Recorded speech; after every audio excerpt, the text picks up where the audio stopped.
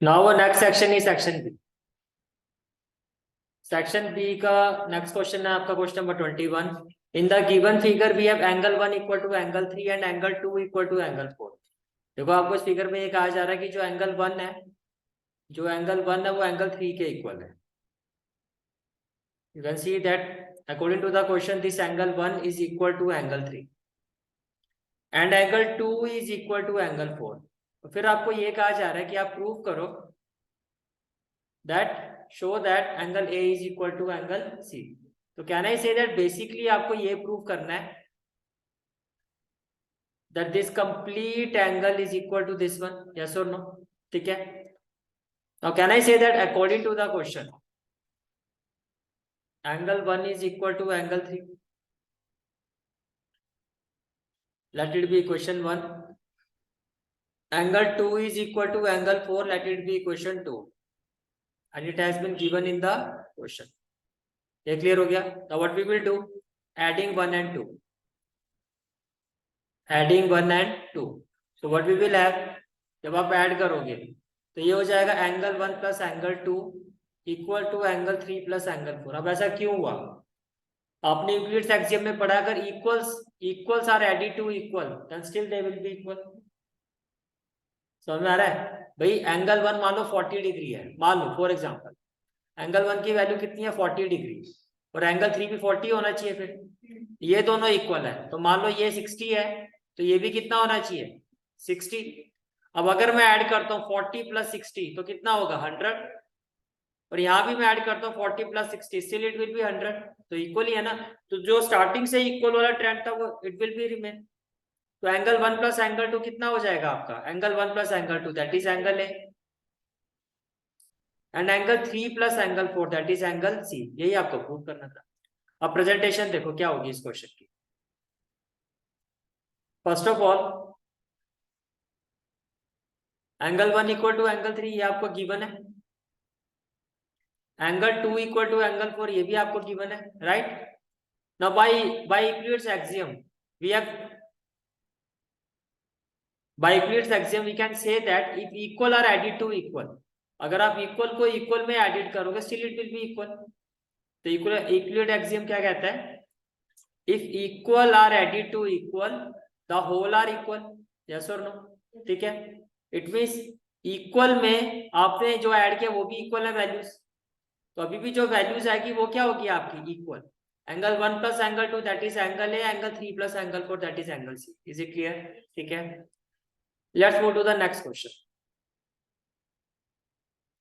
Next question is question number 22 and question number 22 is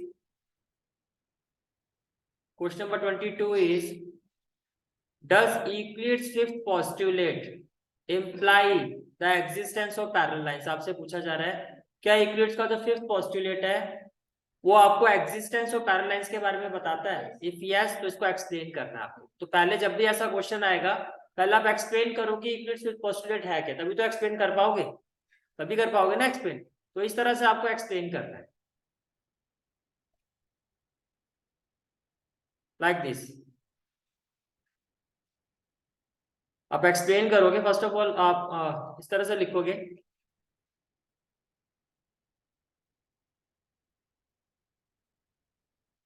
if a straight line falling on two straight line. अब ये postulate क्या कहता है, कहता है if a straight line falling on two straight line makes the interior angle on the same side of it taken together less than 2 right angle। कहने का मतलब ये है, जैसे कि आप यहां देख सकते हो, देखो आपने एक स्ट्रेट लाइन ली, let it be line L and this is the second straight line, line M। ठीक है, फिर आपको क्या कहा जा रहा है, that is if a straight line falling on two straight line. अब एक लाइन इन दोनों स्ट्रेट लाइन पर फॉल कर रही है, let that line be N। ये क्लियर हो गया, ये क्लियर हो गया। ठीक है, फिर क्या कहा जा रहा है आपको, देखो the interior angles on the same side of it taken less than 2 right angle. ये वाली साइड की हम बात कर रहे हैं। इस साइड में अगर आप देखो जो दो इंटीरियर एंगल है ये दोनों ही लेस देन 2 राइट एंगल्स है ना, लेस देन 2 राइट एंगल। फिर क्या कहा जा रहा है, then the two straight line if produce indefinitely meet on that side. तो जिस लाइन, जिस साइड, यानी कि यहाँ पर अगर मैं इस लाइन के कंपैरेटिवली बात करूं, एन की लेफ्ट साइड में जो some of these two interior angle on the same side है वो 90 डिग्री से कम है। तो अगर इस साइड पे अगर मैं इनको एक्सटेंड करता हूं और इसको भी एक्सटेंड करता हूं तो ये इंटरसेक्ट करेंगी, करेगी ना। Then the two straight line produced indefinitely meet on that side on which sum of the angle is less than 2 right है। समझ में आ गया? ठीक है, अब देखो अब इससे कैसे ये चीज प्रूव होती है, जो चीज आपको प्रूव करनी है।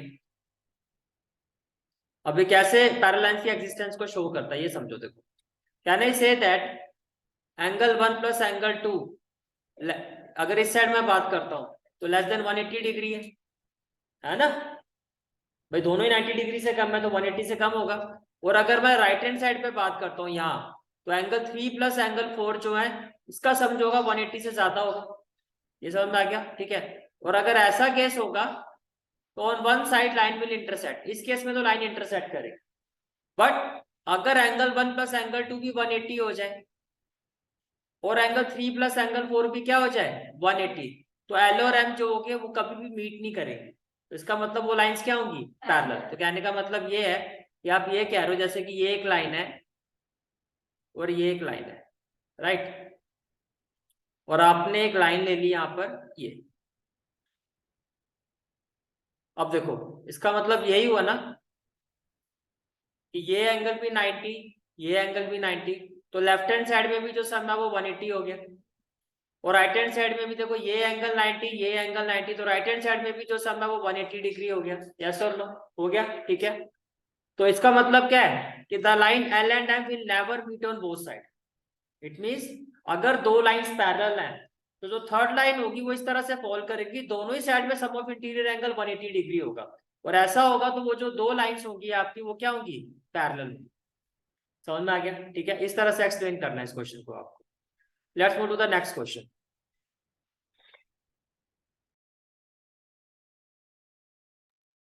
Now our next question is question number 23.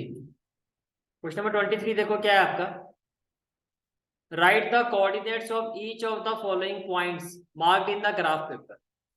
Marked in the graph paper. तो आपको यहाँ ग्राफ पेपर गिवन है, ये this is the graph paper, ठीक है। आपको इन सभी पॉइंट्स के कोऑर्डिनेट्स मार्क करने हैं। देखो अगर मैं पॉइंट ए की बात करता हूँ, ये है पॉइंट ए, तो can I say that point A के कोऑर्डिनेट्स क्या होंगे 3, ये क्लियर, ठीक है। अगर मैं पॉइंट बी की बात करता हूं तो क्या होगा 6, 0। अगर मैं पॉइंट डी की बात करता हूँ, पॉइंट डी की, तो पॉइंट डी को देखो 6, एक्स में तो क्या आ रहा है 7, ध्यान से पहले एक्स में एक्स लिखा जाता है, और वाई में क्या आ रहा है आपका 6 आ रहा है। ये क्लियर हो गया, ठीक है। और इसी तरह से अगर मैं पॉइंट डी की बात करता हूँ तो ये -4 और ये 3, तो ये कितना हो गया -4, 3। इसी तरह से अगर पॉइंट डी की बात करता हूँ तो ये क्या हो जाएगा -3, 0। ये क्लियर है, ठीक है। इसी तरह से अगर हम पॉइंट एफ की बात करते हैं, पॉइंट एफ की, तो पॉइंट एफ का एक्स देखो क्या है आपका -2 और वाई क्या है आपका -4। पॉइंट एफ एफ में क्या हो जाएगा -2, -4। ये क्लियर, ठीक है।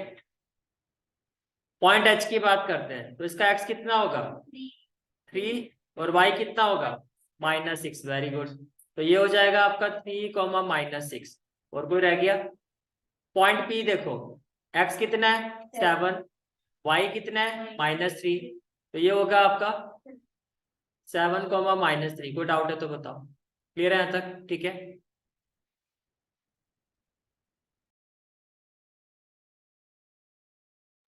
क्लियर हो गया क्वेश्चन, ठीक है। Let's go to the next question. Next question is question number 24। Question number 24, question number 24 में क्या आपको सिंप्लीफाई करना है, और ये वैल्यू आपको सिंप्लीफाई करना है। ऐसे तो काफी क्वेश्चन हम कर चुके हैं, ठीक है। और इस तरह का क्वेश्चन आपके पेपर में आने के पूरे पूरे चांसेस है। देखो भाई कैसे सॉल्व करोगे। फर्स्ट ऑफ ऑल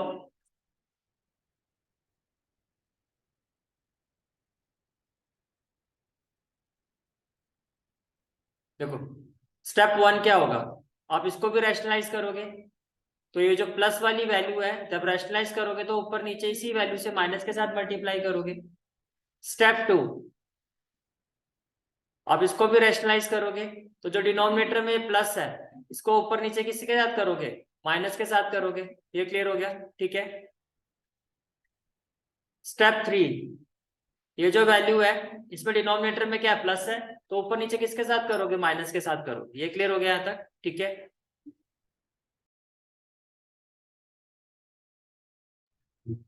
तो this is the first step.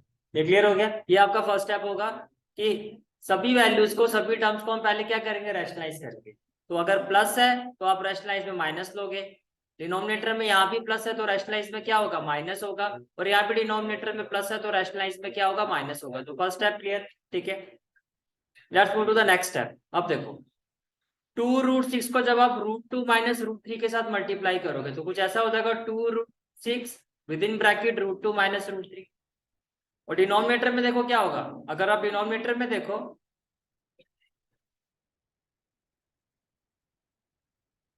तो can I say that this is a plus b, a minus b. तो a plus b, a minus b क्या होता है, a square minus b square. ये clear. आगे देखो numerator में क्या हो जाएगा, 6√2 विद इन ब्रैकेट √6 माइनस √3। और डिनोमिनेटर में क्या हो जाएगा, a plus b, a minus b. तो ये भी क्या हो जाएगा, a square minus b square. तो ये भी क्लियर, ठीक है। आगे देखो न्यूमरेटर में क्या हो जाएगा, 8√3 विद इन ब्रैकेट √6 माइनस √2। तो ये हो गया 8√3 विद इन ब्रैकेट √6 माइनस √2। और डिनोमिनेटर में क्या हो जाएगा, a plus b, a minus b, that is a square minus b square. ये क्लियर हो गया, कोई दिक्कत तो नहीं है यहाँ तक, ठीक है। आगे देखो, अब देखो 2√6 जब आप इसको सॉल्व करोगे,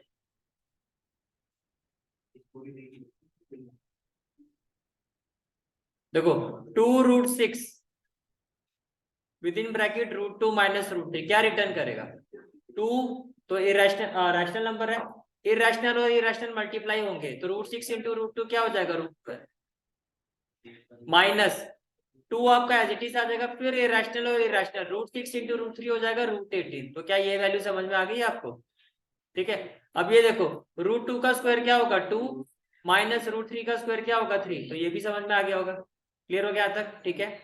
आगे चलते हैं। अब देखो 6√2 विद इन ब्रैकेट √6 माइनस √3, ये क्या रिटर्न करेगा, 6। √2 इंटू √6 क्या होगा, √12 माइनस 6। √2 इंटू √3 क्या होगा, √6। ये क्लियर हो गया, ठीक है। तो ये आ गया आपका 6√12 माइनस 6√3। अब इधर देखो √6 का स्क्वायर 6 और √3 का स्क्वायर 3, तो ये हो गया 6 माइनस 3। ये भी क्लियर हो गया, ठीक है। अब इधर देखो 8√3 विद इन ब्रैकेट √6 माइनस √2, यही आएगा, ठीक है। 8√3 इंटू √6 क्या होगा, 8√18 माइनस 8√3 इंटू √2 क्या होगा, 8√6। और डिनोमिनेटर में √6 का स्क्वायर 6 और √2 का स्क्वायर क्या होगा, 2। तो ये हो जाएगा आपका 4, ठीक है। तो अभी डिनोमिनेटर में आप यही मानो कि 6 माइनस 2 हो गया। यहाँ तक सारी चीजें क्लियर हो गई, ठीक है। आगे देखो 12 को आप लिख सकते हो 4 3 जा 12। 18 को हम लिख सकते हैं 9 2 जा 18। 12 हो जाएगा 4 इंटू 3। 6 आपने एज इट इज, 6 में कोई पेयर नहीं बनेगा आपका।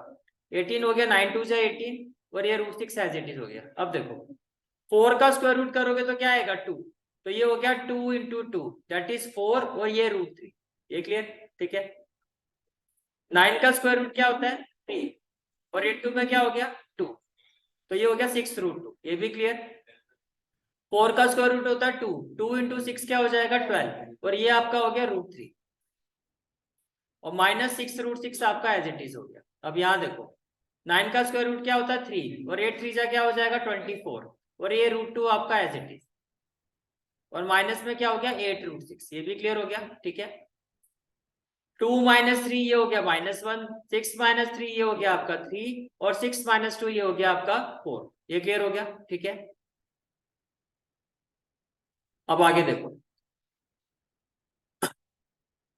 ये सारी वैल्यूशंस आ गई आपके पास। Now what we will have, 4√3 -6√2 upon -1, ठीक है। ये आपके पास आ गया 4√3 -2√6 अपॉन 1। अब देखो ये कैसे आपकी सारी वैल्यूशंस हुई है, देखो आप यहां से कॉमन क्या, देखो ये वैल्यू तो क्लियर है ना आपको। अब इस वैल्यू को देखो, यहां से मैं क्या कॉमन ले सकता हूँ, यहां से मैं कॉमन ले सकता हूँ, नीचे 3 दिखाई दे रहा है, मैं 3 कॉमन ले लूं, 3 आ जाएगा कॉमन। यहां से मैंने 3 कॉमन ले लिया, तो 3 के टेबल में 12, 4√3, 3 के टेबल में 6, 2√6 अपॉन में 3, तो ये कैंसिल होके यही बचेगा ना, समझ में आ रहा है, ठीक है। यहाँ आपको दिखाई दे रहा 4, और यहाँ से मैं 4 कॉमन ले सकता हूँ। अगर मैं यहाँ से 4 कॉमन लेता हूँ, what I will have, 4 common ले लिया, ब्रैकेट में क्या आ जाएगा, 6√2, 4 के टेबल में 8 आता है 2 पर, 2√6 डिवाइडेड बाय 4, 4 से 4 कैंसिल ही हो गया, 6√2 -2√6। बोलो भाई क्लियर है, ठीक है। आगे देखो, इस माइनस को शिफ्ट कर दो, तो ये क्या हो जाएगा, -4√3, और माइनस माइनस क्या हो जाएगा, +6√2, ये हो गया +4√3, ये हो गया -2√6, ये हो गया -6√2, और ये हो गया माइनस माइनस +2√6। ये क्लियर हो गया, ठीक है। अब देखो ये प्लस माइनस कैंसिल, ये प्लस माइनस कैंसिल, ये भी कैंसिल, तो फाइनल आंसर क्या आएगा आपका, 0। क्लियर है यहाँ तक, ठीक है। Let's move to the next question. Express 1.4 bar as a fraction in simplest form. तो देखो सिंपल है, एक ही डिजिट रिपीट हो रही है, पहले तो ये देखो, अगर सिंगल डिजिट रिपीट हो रही है तो मल्टीप्लाई बोथ साइड बाय 10, ये क्लियर है। अगर सिंगल डिजिट रिपीट हो रही है तो क्या होगा, मल्टीप्लाई बोथ साइड बाय 10, और जब आप मल्टीप्लाई करोगे ये हो जाएगा आपका 10x, सिंगल जीरो है ना, सिंगल जीरो, तो जो डेसिमल है 1 डिजिट मूव करेगा राइट साइड पे, तो ये क्या हो जाएगा 14.444। ये क्लियर हो गया। फिर हम क्या करते हैं, सब्ट्रैक्टिंग इक्वेशन 1 फ्रॉम इक्वेशन 2। अब देखो जब आप सब्ट्रैक्ट करोगे, what we will have, left hand side में 10x - x होगा, फ्रॉम 2 है, और राइट हैंड साइड में होगा, देखो यहाँ पर देखो कितने 4 है, 3, तो यहाँ भी आपने लिखा 14.444 -1.444। ये क्लियर। 10x - x क्या हो जाएगा आपका 9x, 0.444 as it is cancel, 14 - 1 क्या हो जाएगा 13। तो can I say that x is equal to 13/9, and this is the required simplest form, that is by 9। Clear है, ठीक है। फिर है आपका question number 25, and the question is,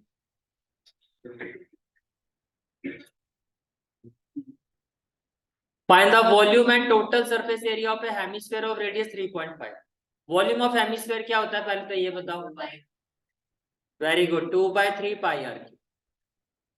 और total surface area of hemisphere क्या होता है, 3πr² टोटल। और वैसे सरफेस, कर्व सरफेस एरिया क्या होता है, 2πr²। ये क्लियर है, बस इसमें फॉर्मूला अप्लाई करना है आपको। तो देखो कैसे करोगे इसको। First of all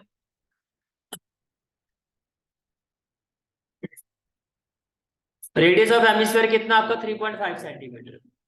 volume of hemisphere क्या होता है, 2/3πr³। क्या होता है, 2/3πr³। ये क्लियर, ठीक है। तो देखो 2/3, पाई की जगह क्या हो जाएगा 22/7, आर आपका क्या हो गया 3.5 इंटू 3.5 इंटू 3.5। ये क्लियर, ठीक है।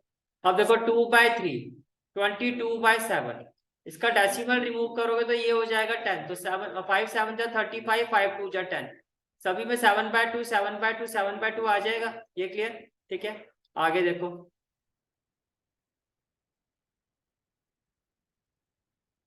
अब देखो 7 से 7 कैंसिल, 2 से ये कैंसिल होके क्या हो जाएगा 11, 2 से ये भी कैंसिल हो जाएगा आपका, तो we are left with 7 into 7 क्या होता है 49 इंटू 11। डिनोमिनेटर में देखो 3 इंटू 2। ये क्लियर हो गया। 11 इंटू 49 करोगे तो ये होगा आपका 539, और 3 इंटू 2 क्या होगा 6, और 539 को 6 से डिवाइड करना है आपको। नाउ जब 539 को 6 से डिवाइड करोगे तो देखो कैन आई से दैट 6 8 था 48, 13 - 8 हो जाएगा 5, 9 आपका कैरी डाउन हो जाएगा, 6 9 जा 54, ये क्लियर। 9 माइनस 4 क्या हो जाएगा 5, यहाँ आ जाएगा डेसिमल और यहाँ आ जाएगा 0। 6 8 जा 48, 10 माइनस 8 क्या हो जाएगा 2, यहाँ आ जाएगा 0। 6 3 जा 18, इसका रिमाइंडर 2 आएगा। तो डेसिमल के बाद 2 डिजिट तक काफी होता है, तो ये आ गया 89.8। तो क्या ये समझ में आ गया आपको कि जो वॉल्यूम है आपका वो आपका कितना आएगा 89.83 सेंटीमीटर क्यूब वॉल्यूम है। अब आपको फाइंड करना है total surface area of hemisphere, जो मैंने आपको अभी बताया 3 पाई आर स्क्वायर।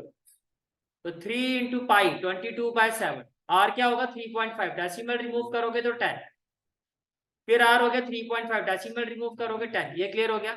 अब आपको पता ये होगा 5 7 जा 35, 5 2 जा 10, 5 7 जा 35, 5 2 जा 10। तो can I say that it will be equal to 3 into 22/7 into 7/2 into 7/2। इसमें कोई डाउट? क्लियर है यहाँ तक? ठीक है, आगे देखो। अब जब आप इसको सॉल्व करोगे तो देखो can I say that 7 and 7 will be cancel out, 2 से इसको कैंसिल करके क्या हो जाएगा 11। अब देखो 7 3 जा 21, 21 को 11 से मल्टीप्लाई करोगे ये आएगा 231, और किससे डिवाइड करना है 2 से। अब 231 को जब आप 2 से डिवाइड करोगे वैसे ही देख लो, 2 1 जा 2, 2 1 जा 2, 1 और 1 11, 2 5 जा 10, 1 बचेगा, फिर डेसिमल आ जाएगा और 2 5 जा 10, तो कितना आ जाएगा 115.5। ये क्लियर हो गया? ठीक है, 115.5। तो जो फाइनल आंसर आएगा आपका 115.5 सेंटीमीटर स्क्वायर। क्लियर है क्वेश्चन? ठीक है, और एक क्वेश्चन ये है आपका, if the radius and slant height of A cone ratio में गिवन है, तो रेडियस को हम ले लेते हैं 7x, ये क्लियर। स्लांट हाइट को आप क्या ले लोगे 13x। Curved surface area given है 286 सेंटीमीटर स्क्वायर। इसमें आपको फाइंड क्या करना है, इसमें आपको फाइंड करना है रेडियस। क्या फाइंड करना है? रेडियस। अब मुझे ये बताओ पहले curved surface area of cone क्या होता है? Very good, pi r l. Curved surface area of cone होता है पाई आर एल। तो आपने लिखा that curved surface area of cone, curved surface area of cone is equal to pi r l. ये clear? ठीक है, अब question में ये जो पाई आर एल है इसकी वैल्यू गिवन है, कितनी है 286। ये क्लियर? पाई की जगह आप क्या लिखोगे 22/7, आर की जगह क्या लिखोगे 7x, और slant height 13x equal to क्या हो जाएगा 286। 7 से 7 कैंसिल, x इंटू एक्स क्या हो जाएगा x स्क्वायर, और ये हो जाएगा 286/22 इंटू 13। अब देखो 11 2 जा 22, 11 2 जा 22, 11 6 जा 66, 13 1 जा 13, 13 2 जा 26, 2 से 2 कैंसिल, तो x स्क्वायर क्या हो गया 1। तो मैं 1 को ले सकता हूँ 1 स्क्वायर, तो x की वैल्यू क्या आ गई 1। अगर x 1 है, अगर x 1 है आपका, तो रेडियस क्या होगा 7x था, तो 7 इंटू 1 दैट इज 7। ये आपका क्वेश्चन बोलो, क्लियर हुआ? ठीक है, तो रेडियस कितना आ जाएगा आपका 7 सेंटीमीटर। तो आप प्रेजेंटेशन भी देख सकते हो इसकी।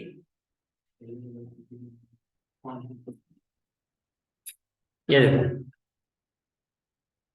First of all what we have done, ratio given था आपको 7:13, तो रेडियस को आपने ले लिया 7x, स्लांट हाइट एल को आपने ले लिया 13x। कर्व्ड सरफेस एरिया से आपने इक्वेट किया, फिर सॉल्व कैसे करना मैंने अभी आपको करके दिखाया है। x की वैल्यू क्या आ जाएगी 1, तो रेडियस कितना हो जाएगा 7 सेंटीमीटर। और इसके साथ ही आपका जो थर्ड पेपर का सेक्शन भी है वो कंप्लीट होता है। क्लियर हो गया? ठीक है,